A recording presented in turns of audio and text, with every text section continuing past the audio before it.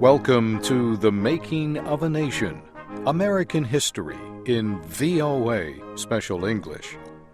I'm Bob Doty with Steve Ember. This week in our series, we continue the story of the administration of Herbert Hoover, and we talk about the election of 1932.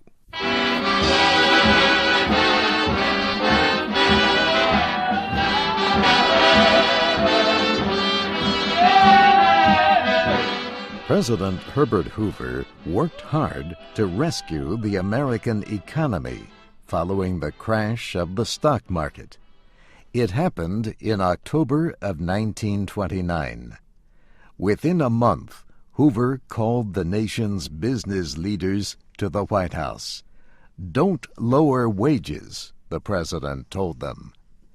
Hoover called on the bankers at the Federal Reserve to make it easier for businesses to borrow money. He tried to provide funds to help farmers get fair prices for their crops. He pushed Congress to lower personal taxes. And, above all, the president urged Americans not to lose hope in their economy or in themselves. But the economy was in ruins, falling faster with each passing day of the crisis that grew into the Great Depression. The value of stocks had collapsed. Millions of workers lost their jobs. The level of industrial production in the country was less than half of what it had been before the stock market crash. Hoover's efforts were not enough to stop the growing crisis. In ever greater numbers, people called on the president to increase federal spending and provide jobs for people out of work. But the president was a conservative Republican. He did not think it was the responsibility of the federal government to provide relief for poor Americans. And he thought it was wrong to increase spending above the amount of money that the government received in taxes. The situation seemed out of control. The nation's government and business leaders appeared to have no idea how to save the dollar and put people back to work. Hoover was willing to take steps like spending government money to help farmers buy seeds and fertilizer, but he was not willing to give wheat to unemployed workers who were hungry. He created an emergency committee to study the unemployment problem, but he would not launch government programs to create jobs.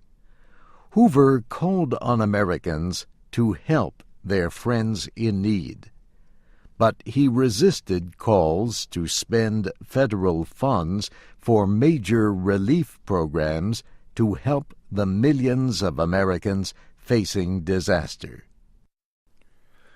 Leaders of the Democratic Party made the most of the situation. They accused the president of not caring about the common man. They said Hoover was willing to spend money to feed starving cattle for businessmen, but not willing to feed poor children. Hoover tried to show the nation that he was dealing with the crisis. He worked with Congress to try to save the banks and to keep the dollar tied to the value of gold. He tried hard to balance the federal budget, and he told Americans that it was not the responsibility of the national government to solve all their problems. Late in 1931, President Hoover appointed a new committee on unemployment. He named Walter Gifford to head this committee. Gifford was chief of a big company, American Telephone and Telegraph. But Gifford did Hoover more harm than good. When he appeared before Congress, Gifford was unable to defend Hoover's position that relief was the responsibility of local governments and private giving. He admitted that he did not know how many people were out of work.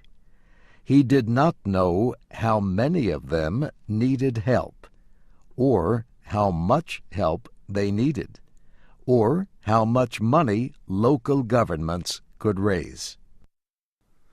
The situation grew worse.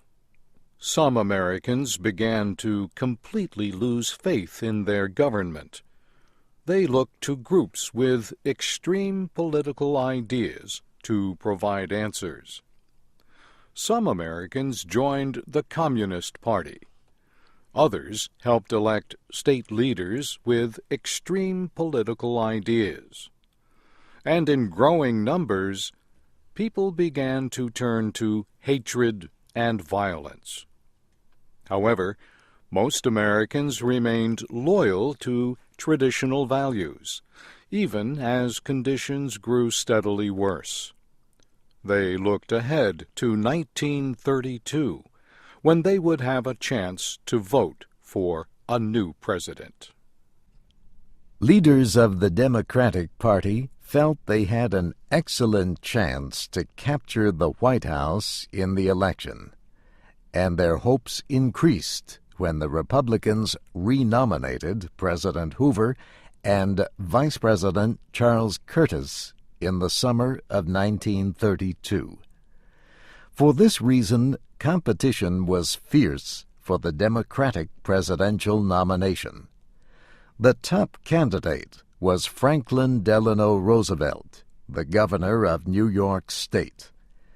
Roosevelt had been re-elected to that office by a large majority just 2 years earlier. He came from a rich and famous family, but he was seen as a friend of the common man. Roosevelt was conservative in his economic thinking, but he was a progressive in his opinion that government should be active in helping people. Roosevelt had suffered from polio and could not walk. He used a wheelchair, although it was rarely shown in news pictures. Franklin Delano Roosevelt's two main opponents were Al Smith and John Garner. Smith had been the governor of New York before Roosevelt. Garner, a Texan, was the Speaker of the House of Representatives. Together they hoped to block Roosevelt's nomination, and they succeeded the first 3 times that delegates voted at the Democratic Nominating Convention in Chicago. Roosevelt's chief political advisor, James Farley,